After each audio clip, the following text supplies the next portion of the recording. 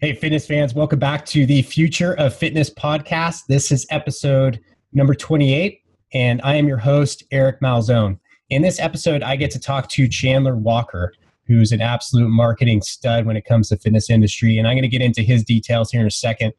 But I want to give you a few updates on the show itself, logistically for 2018. So throughout 2017, we recorded 47 episodes in a matter of 3 months, which is a hyper fast pace if you've ever done something like this.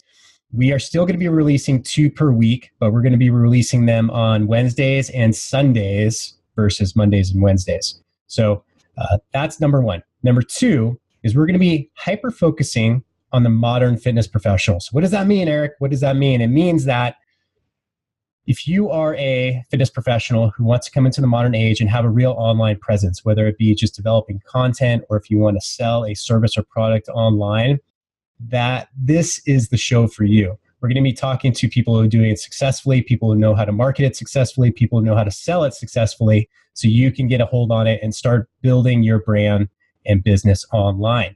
So super exciting. Now, talking to Chandler. Chandler is an expert in relationship marketing. He has what he calls his customer-centric relationship model. So he systematized it, but he's the founder of StoneAgeFuel. He's the chief marketing officer at MadLab Business Group, and he's the founder of Out of Cave Media. So the guy's got the experience. He's seen it proven over and over again. And he teaches people how to build a business from the inside out. So having your clients be part of your journey, understanding who you are, and really buying into that. So it's really cool stuff. I took a ton of value from it. And actually, I realized that I don't really talk about myself on this show at all. So if you're wondering, hey, why there's always a different background if you watch the YouTube, or why this guy hasn't invested in a nice sound studio, it's because my wife and I have adopted a mobile lifestyle. So after we sold the gym in June, we started traveling. And over that span of time, I've been in Lake Tahoe, California, Bend, Oregon, Vancouver Island, and now we're in Whitefish, Montana, with a bunch of little stops in between. So that's a little bit about myself. And if you're ever interested in how we did that, or what the mobile lifestyle is like and some of the challenges and the benefits thereof, hit me up. Eric at fitnessmarketingalliance.com. I love to talk about it because it's a passion of mine as well. So moving forward, this is episode number 28, Chandler Walker, and tons of great stuff. I hope you enjoy it. Here we go.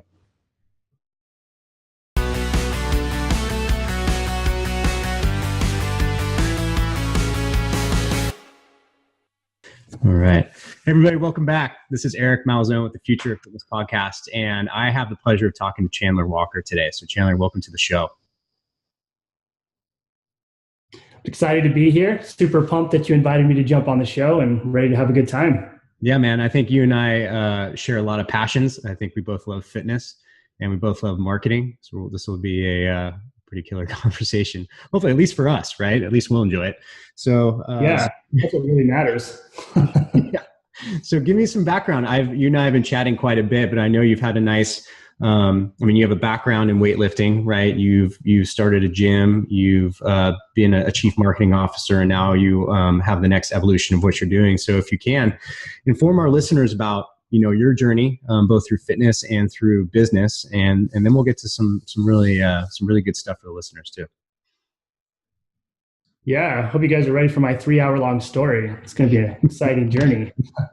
So basically, way back in college, I went to school. I guess we go way back. So with my father back in the day, I was probably 10. He would force me to go to like customers, and he would force me to listen to his calls and hang out, because he was his own little entrepreneur and business owner. And I remember sitting there being young, like, well, this sucks. It's so boring. He just talks to these people. And I was always thinking, why don't they just buy? Like, he sells cool stuff. He's my dad. He's a cool dude.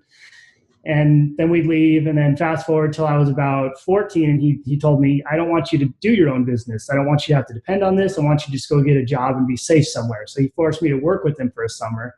And back then, I thought it was the worst experience of my entire life, because we worked like 12-hour days, and I couldn't understand why you didn't get paid from like 6 in the morning when you left your house till 10 o'clock at night when you came home sometimes. And it took me probably till I opened my own thing when I was like 24 to really understand what he was doing and why he was doing it. And so fast forward to college, I went to school for biology and biochemistry. Started a blog called StoneAgeFuel. It was just stoneagefuel.blogspot.com. It was back when Blogspot was like the cool bee's knees. It was before Facebook was even really that popular. And we started writing about the supplement industry and what was correct and what wasn't, and what they were kind of lying about or playing on. And I guess it was our first real white knight experience, where we started telling people what was cool, what wasn't, what made sense and what didn't. People started following that blog, and we started writing little workouts, and we got invited to do seminars at people's facilities and talking to people. That turned into opening StoneAgeFuel itself as a brick and mortar business. And we started off, we were focused on fitness for life for the everyday person. We introduced everybody in like a one-on-one format and moved everybody into group classes after that. At the same time, we had a barbell club we started with in 2013. I think this was maybe 2014. That was StoneAgeFuel Barbell Club. We've always been a CrossFit affiliate. Some people have no idea just because we've always called ourselves StoneAgeFuel, but we've always held that, and we've always been part of the community. We've also been part of the weightlifting community. 2015, we won the youth national championships. I remember working with Phil Andrews way back in the day when we were cleaning up a mess and sweeping the floors and picking up equipment, and now he's a CEO. So it's really cool to see the evolution of all these people moving along. And one thing that happened during all this, especially during college and moving into StoneAgeFuel, is I really started to develop an understanding of the relationship and how important the relationship is with your customers, your employees, and the business owners. It's almost like this three-tiered thing.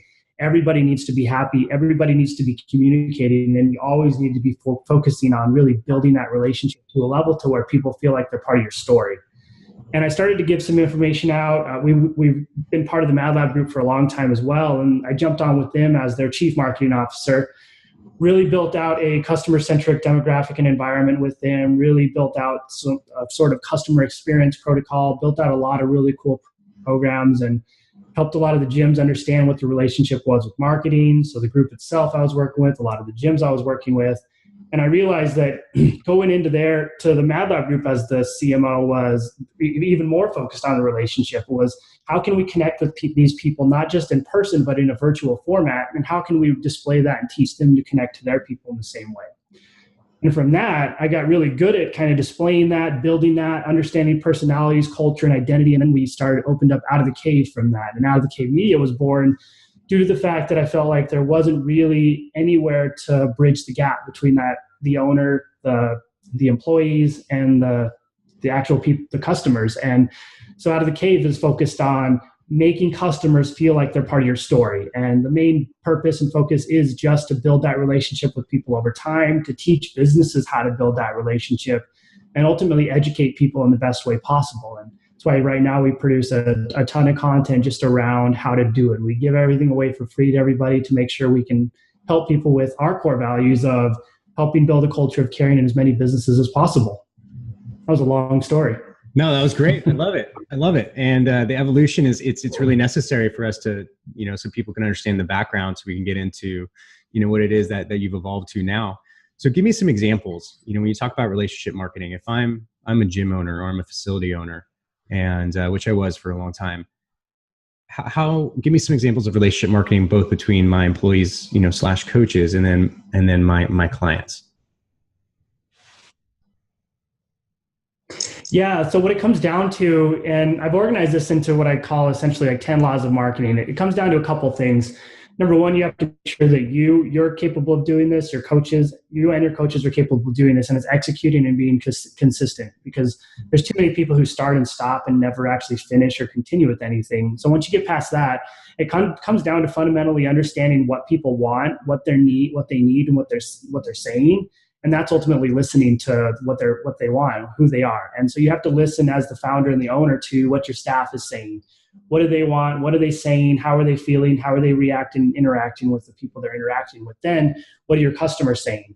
Is it good? Is it bad? Is it indifferent? Are they not saying anything? We need to understand and figure out what they're saying, why they're saying it. And then we need to use that to leverage what we're doing to display to them exactly what we want them to hear and what they want to hear. And I think this comes back into building that brand, going from the brand-centric environment and moving into the customer-centric environment. So brand-centric back in the day was you just throw up all your information on the customer and that was it. Never talk to them again or listen to what they say. But now we need to move as gyms, especially into the customer-centric environment. So we need to be pushing out content that displays your culture, the identity of your brand, and really helps people understand what makes you different.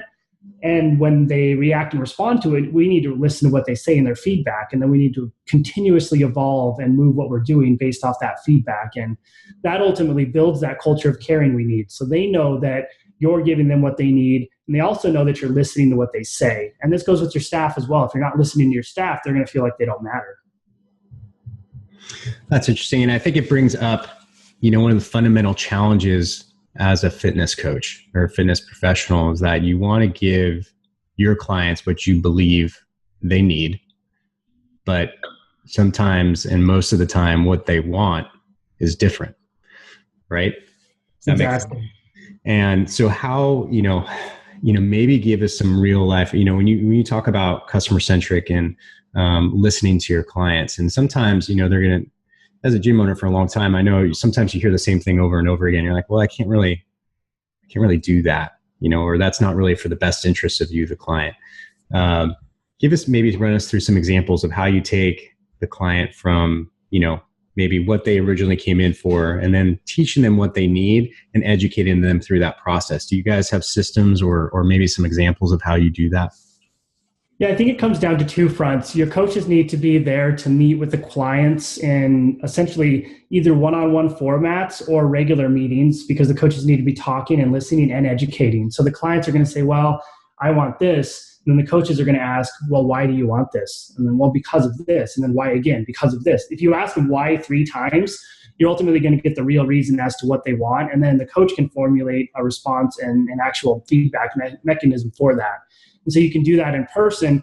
Then at the same time, we can send out things like regular surveys to make sure we understand what the clients are and what the actual pool of clients are saying. And we can normalize that for records and results.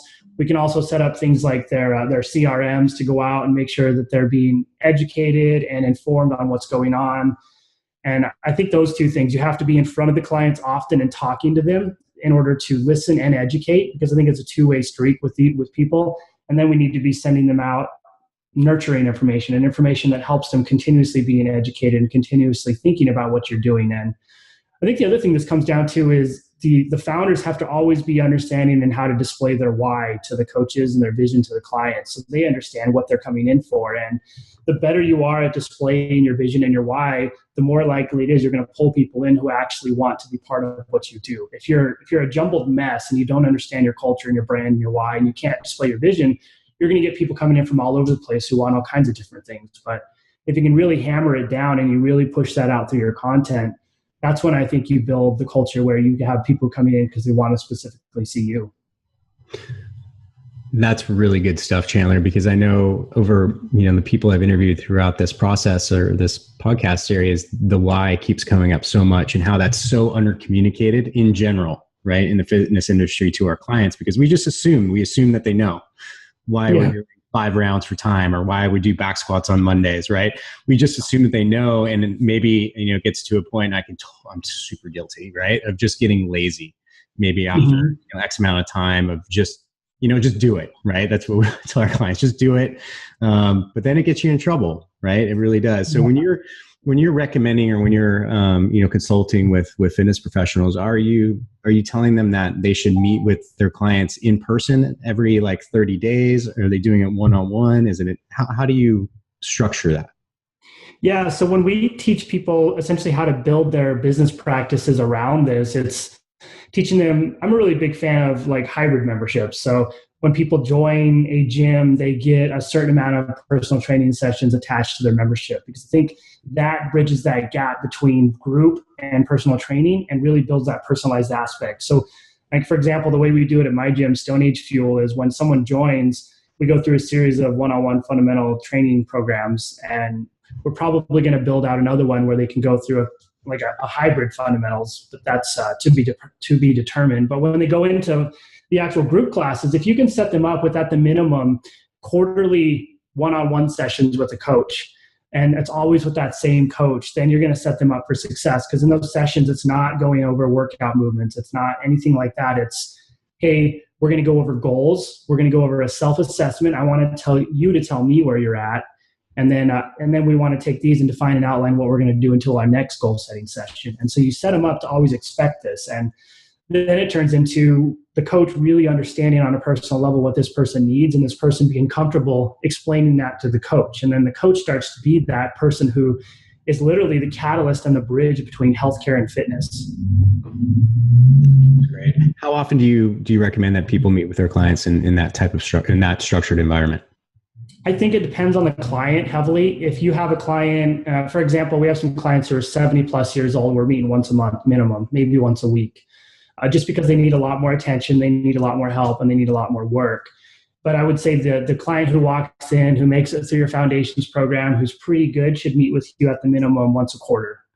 Quarterly assessments, quarterly goal setting, quarterly, what are we going to do now? Where are you at? How are we failing you? How are we doing well? And then really understanding what they need is that huge piece, because then you're always communicating with them. And that communication is the bridge to building a really successful program in your facility. Oh, that's awesome. Good. So how are you bringing technology into this? How do you use this, like social media, email, all of the tools that we have? How are you bringing that into the system, incorporating it?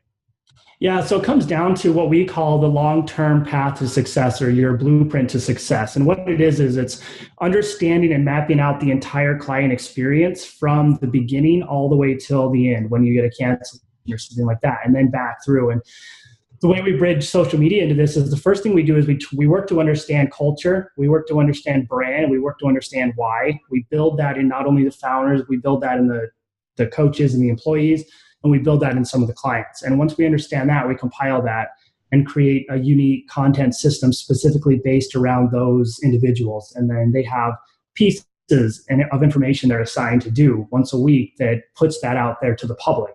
And that gives you not just the owner speaking, it gives you the coaches speaking, then it gives you segments with the client speaking. And even sometimes I even get the kids talking, which is my favorite segments that they can do, because that builds humanism.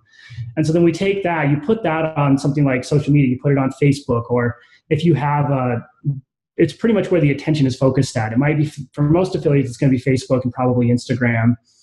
We got some people who have like high school youth sports programs. So then we're on Snapchat and Twitter, but we'll talk about like Facebook and Instagram as one. And we put that out there, and then people start consuming that and seeing that. And I'm a big fan of video right now, because people will listen or watch a video, or audio, because people will listen to something before they'll even watch it. Once you have that going out for a while, then you can create different like audiences to retarget people. But what it really does is it gets people exposed and identified with your brand and what you're doing, and you specifically. And I found that this is a really big piece, because right now we're seeing a lot of affiliates like rebranding themselves because they think that's going to fix problems. And it fundamentally comes down to, it's not really going to fix a problem. It's going to put a Band-Aid on an issue, the issue of no brand and no culture, no why being established. And so what we found doing this is you can still have CrossFit on your name, but if you build that identity, people are going to recognize you and identify with you specifically. And that's what pulls them to your website. When they go to your website, they opt in for information. Your website's organized in the same way that what we pulled out from your culture and your brand identification. Then they opt in for their info. And then your buyer's journey continues on. Now they book an appointment, they get reminders, then they get, did they show up? Yes. Okay, here's what they get. Did they not show up? No. Okay, here's what they get. Every single piece and every single decision needs to be mapped out from beginning to end. So once they do sign up, okay, now you get a series of educational pieces. Okay, now they're members. Okay, now you get reminders to book in with your coach. You get some other things that are educational, some other things that are funny, some other things that are just going to motivate them. So that way you're not just in front of them in person, you're in front of them online all the time. And now this is extending into things like messenger bots and messenger programs. So that way people actually open it and look at it. And you can even get all your members on a messenger list group, and then you can send them information that way. So it's really dependent on the specific facility and the specific people inside. And from that, we can pull that entire buyer's journey out. So we have content coming out from social media. We have blogs coming out for blogs. We have a lot of emails going out to them based on their specific piece on the buyer journey. And it really leaves no stone unturned, and it really individualizes the entire thing for that specific gym. And that's a big problem thinking about it, is cookie cutter programs. So when someone buys like the cheat sheet to marketing and they copy it, it's not you speaking, it's not you doing it. Now take that as a template, turn it into your own thing, write your own copy, have someone help you, and then it's you. Now it's your own identity. But it's a big problem when you just use cookie cutter systems to make this work. Yeah, that's a really good point, because you and I both see the trends. You know, content marketing has been hot for a long time, but now we're in the situation where there's so much content. Everybody's a Yeah. content creator, right? It's so how do you have any tips or tricks for the people listening out there? How do you get your content viewed? How do you stand out? Is there any? I mean, you mentioned doing video and audio is obviously an excellent thing. I mean, you and I both use Facebook Live, you know, for our own businesses. But any other tricks right now that you would tell people, hey, if you're creating content, you know, stick to these types of content or topics, or use these outlets to get it out? What would you suggest to people?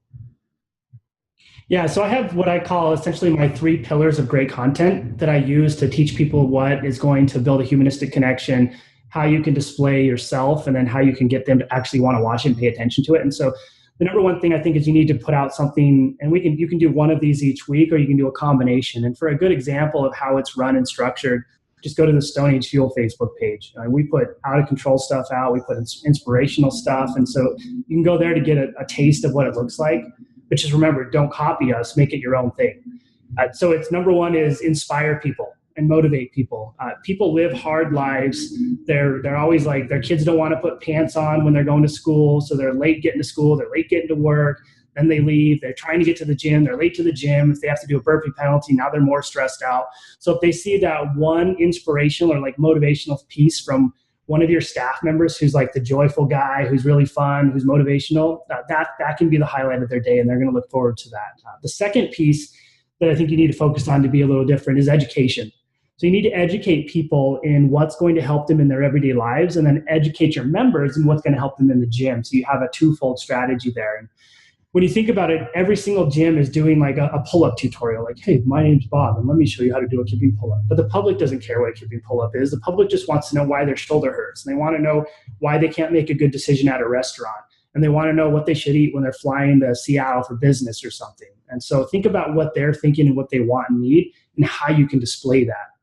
And then the last piece is, and I think a lot of people are afraid to do this because they think it's not professional sometimes, but make people laugh. I mean, it's okay to make fun of yourself, make fun of your coaches. If your clients are doing something funny, put that out. And that's a game changer for people, because now you're building a humanistic connection. You're getting them to want, getting them excited about watching your stuff, and you're getting them in that thought process to where, wow, that place looks like fun. I could fit in there. They're not scary people with nipple tanks throwing barbells against the walls. They're real people like me.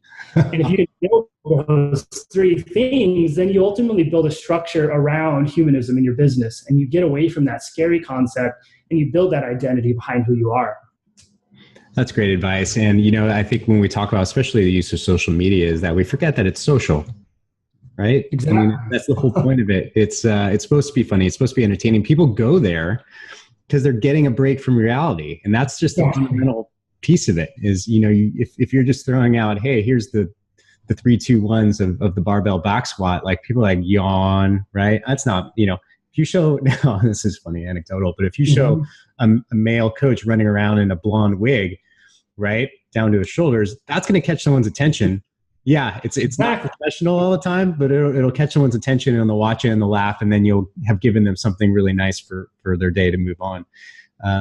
So Chandler, I'm curious, because we were talking before this as well. You have some really cool stuff that you're doing with USA Weightlifting. Do you want to talk to us about what's going on there? Yeah, so I've been involved with USA Weightlifting since, the first event I did with them was Junior Pan Ams in 2013, maybe 2014, but it was like 7 days of just pure hell. It was like 5 a.m. till 3 a.m. And then we'd get up and do it again just to run this for like 7 different countries. And it was cool because we had, like I was saying, I was working hand in hand with Phil Andrews, the current CEO, and he's one of those guys who will get his hands dirty all day with you. And I thought that was really cool to be on the boots on the ground with him in the beginning. And we hosted like Team Columbia down there. So a lot of their top lifters were in our gym lifting. I was just sitting in the corner calculating. We had to bring in, our barbell club has all kilos, but the weight of the fitness side has all pounds. We had to bring all the pounds over so they could lift it. And I was just calculating, doing ratios for them because they only speak kilo. But so we've been a barbell club for a long time. We won the 2015 Youth National Championships. Our big focus is youth and juniors. We have a lot of kids in the gym. And one thing we've been building out for probably the past year and a half is the athlete developmental program.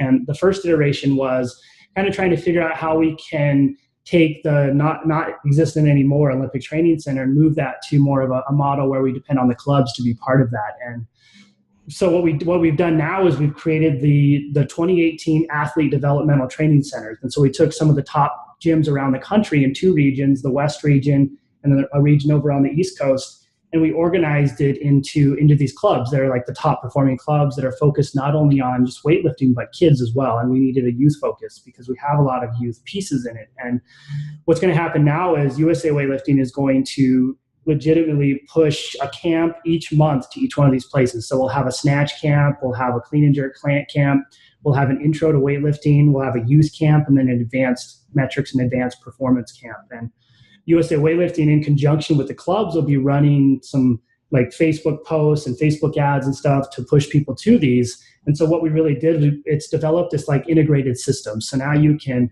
get into a camp at your local club at the high level with at least a national coach coaching you. And you're going to get the option of just doing the camp, or you can pick an option of like a camp and a water bottle and some other cool stuff. And then the third tier we organized was like a camp plus a 12-week marketing guide. So we'll get you 3 options. It's like $99, $129, or $199. So it's super affordable for even kids to jump on. And I think it's going to be a really neat program because it takes the centralized model and makes it decentralized. So now we have all the clubs running these camps around the country and USA Weightlifting in the center promoting and pushing it out with their large network. So I think it's going to be a really cool program for 2018.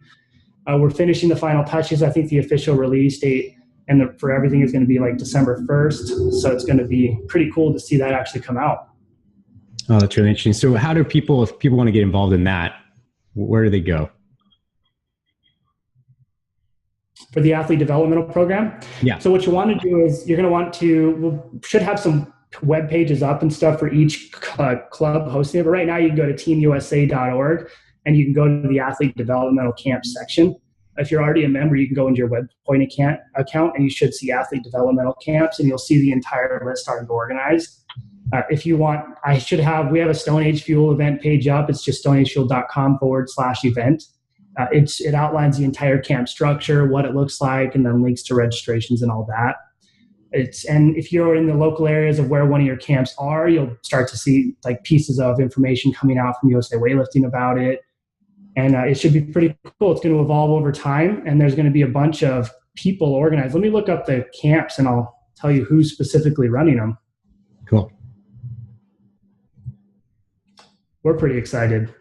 Yeah, it's exciting, man. It's great. I mean, I'm a huge fan of USA Weightlifting, and to see them pushing forward and spreading the wings even more is huge. I mean, they've come so far in this country in the last 10 years, essentially, since CrossFit starting to take a hold, and all this interest pumping into it. So it's great to see the next level for them. Yeah, it's going to be incredible, and I think it's a really good choice because it's going to build community not only amongst USA Weightlifting, but it's going to build community amongst the clubs as well. Awesome. So Chandler, if people want to talk to you specifically, I mean, you do a lot of really good stuff. Obviously, you're helping gyms grow. You're helping fitness professionals improve their client experience and grow their business. Where do they find you specifically? Yeah, you can find me on everywhere. You can email me at chandler@ootcmedia.com. You can email me about weightlifting questions, how the athlete camps are running, or how you get involved in one. If you have marketing questions about what we talked about today, you can email that.